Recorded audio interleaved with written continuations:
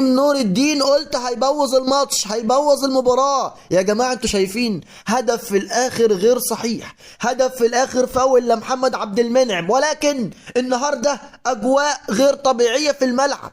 الحكم النهارده يعني سيء جدا جدا جدا، فاولات بيحسبها للزمالك بطريقه غريبه وعجيبه، والزملكاويه زعلانين علشان لغى ضربه الجزاء. طب وهي ضربه الجزاء فيها حاجه؟ يعني بالله عليك انت شايف ان ضربه الجزاء فيها حاجه؟ ده ابراهيم نور الدين كان عايز يمشيها كده عشان يفوز الزمالك وعشان يكسب الزمالك باي طريقه، كان عايز يمشيها كده وخلاص. ولكن النهارده الاهلي يعني في الشوط الثاني في الاواخر كان حلو، كان مميز، كان كويس، ولكن الزمالك قدر انه يخطف جول بطريقه غريبه وعجيبه. وكمان عايز اقول لك ان مدافعين النادي الاهلي النهارده والله العظيم مدافعين، يعني ايه ده يا جماعه؟ رامي ربيعه بيعمل ايه كده؟ ومحمد عبد المنعم مش في حالته، بيفوت النهارده زي ما يكونوا خايفين ومرعوبين من الزمالك بطريقه غريبه وعجيبه. سيف الدين الجزيري كان بيعمل اللي هو عايزه في ارض الملعب. النهارده الزمالك فعلا في الشوط الاول كان افضل، ولكن انت يا اهلي في الشوط الثاني كنت تقدر تسجل هدف واثنين وثلاثه في اخر المباراه. يعني الاهلي ضيع فرص النهارده في الاواخر، ولكن نرجع ونقول ابراهيم نور الدين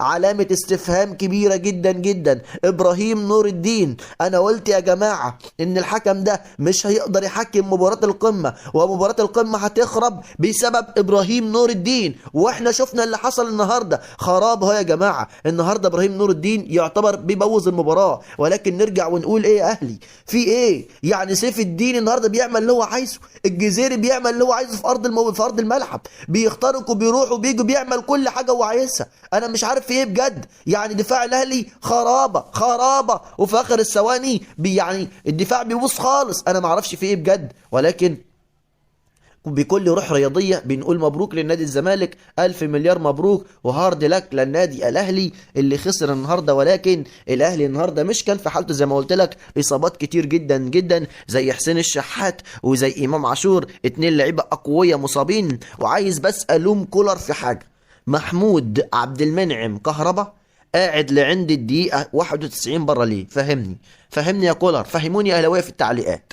محمود كهربا قاعد لعند الدقيقة 91 بره ليه؟ انا عايز افهم يعني.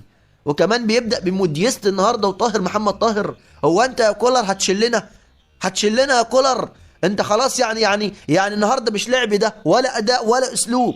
هو الاهلي عمل ايه في المباراه النهارده؟ قول لي كده الاهلي عمل ايه؟ الاهلي لعب بس تلت ساعه اللي جاب فيها الجول كان حلو وكان يقدر يجيب الثاني، ولكن مفيش. ما نستاهلش الفوز، الاهلي ما يستاهلش الفوز، الاهلي ما يستاهلش انه يكسب، الاهلي ما يستاهلش النهارده يا جماعه. ده زيزو طلع مصاب واحمد فتوح طلع مصاب، يعني الاعمده الرئيسيه بتاعت النادي الزمالك النهارده طلعت مصابه، فانت كنت ممكن النهارده ان انت تسجل وتلعب. ولكن نرجع ونقول كولر، يعني انا مش عارف الفتره دي هو بيعمل ايه بصراحه، ومش عايز اتكلم كتير على كولر عشان ما حدش من الاهلاويه يقول لي يا عم انت بتهاجم كولر. انا ما بهاجمش حد، ولكن مش ده الاهلي اللي احنا عارفينه بصراحه.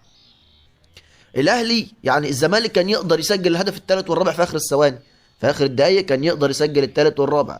ولكن يا جماعه اللي حصل ده النهارده يعني الف مليون مبروك للزمالك.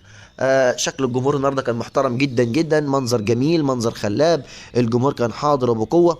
النادي الاهلي ان شاء الله يعني في الايام اللي جايه يقدر يعني يكون قوي ويقدر يرجع لحالته الطبيعيه ويرجع لادائه الطبيعي اللي احنا عارفينه ويلعب بشكل قوي جدا. الاهلي فريق كبير، مباراه افريقيا اللي جايه ان شاء الله الاهلي يقدر يكسب ويوصل للمباراه النهائيه. كلنا عندنا امل كبير في النادي الاهلي ان شاء الله انه يقدر ياخد البطوله، ومارسيل كولر يرجع عن الحاله اللي هو فيها دي عشان خاطر الواحد زهقان وتعبان. عزيزي المشاهد، هو ده كان فيديو النهارده، شكرا لكم والسلام عليكم ورحمه الله وبركاته.